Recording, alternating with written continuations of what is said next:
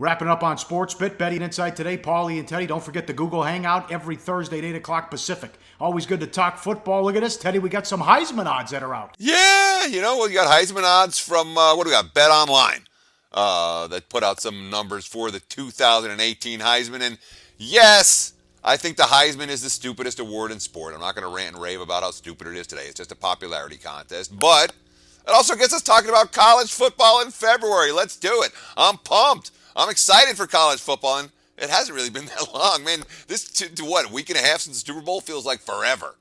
Yes, certainly Darnold leading the way at 5-1 with USC. Incredible year when he took over for Max Browne. USC took off. The kid was terrific. But Lamar Jackson, look what he did with a bad offensive line. Sure, but Lamar Jackson had his season. There's a reason no one ever wins back-to-back Heismans. Archie Miller's the only guy that ever done it. Only guy that ever did it, I should say. And Lamar Jackson, when he faced a couple of good defenses, didn't look quite as good. He put up all of his stats against fairly weak teams. But there's some interesting numbers here, and I'm never looking for the short guy. Well, my point is, imagine if he has a good offensive line. Your point, I know he struggled against LSU and Houston, but he was running for his life every play. Sure, but is Louisville's offensive line going to be that much better next year? I know that Petrino's recruiting in that area, but that doesn't mean there's going to be instant dividends at the start of the 2017 season. What were you going to say? Go ahead. In general, okay? And it's interesting to talk about. It's fun to talk about. You want a team that is likely to be playing or has a good chance to be playing in the playoffs at the end of the season. So when I'm looking at your, Saquon Barkley from Penn State, who I say, all right, maybe he's live in this race, or Josh Rosen from UCLA, your second-tier guys, your Nick Fitzgeralds from Mississippi State, or your Luke Falks from Washington State.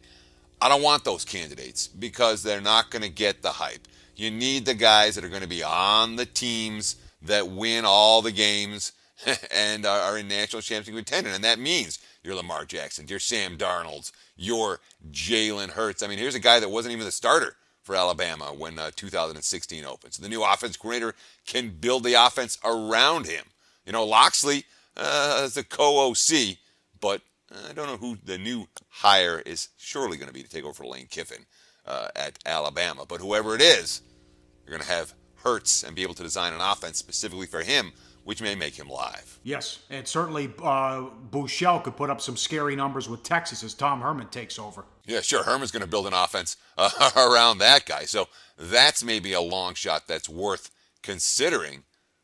But at 33-1, these are not odds that are attracting me. 100-1, maybe we can talk. But Bouchel, the real number for him is probably even higher than that. Yep, and you had the Lamar Jackson cashing that big ticket last year. Bookmaker opened props on some NFL players, guys that could be free agents. Kirk Cousins. What team will he play for week 1 next year? Now, the Redskins could tag him again. They'd have to pay him $24 million. Think about that. Remember how Cousins played week 17 in a win and in situation?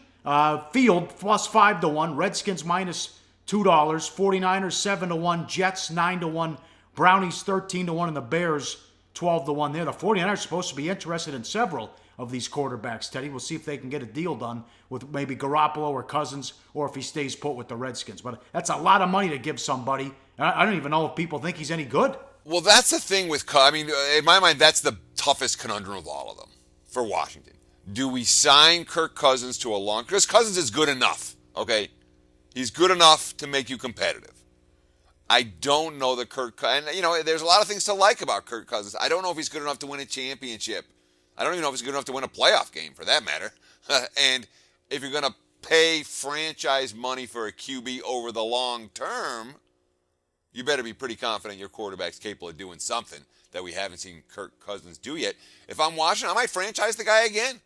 There are no better options for the Redskins than Kirk Cousins next year. That's why he's chalk on this line. From a bookmaker, they expect him to be back at Washington, and I don't blame him. Tony Romo, this one's very interesting because can you imagine the Texans with a legit quarterback and that nasty defense. And, maybe he winds up in Denver. Who knows? But it's still fun to talk about. Bears 4-1. No way that happens. Cowboys, does he stay put? Plus 350. Broncos 3-1. Texans 8-1. The field plus 250. 49ers, come on. He's not going to go to a total rebuild. What do you think of that? Well, someone, listen, he's a good quarterback, but he's a China doll at this point. One hit, he could be out for the year. Yeah, well, that's what's happened, every recent season for Tony Romo. But, as a fan, you'd want to see him in Houston.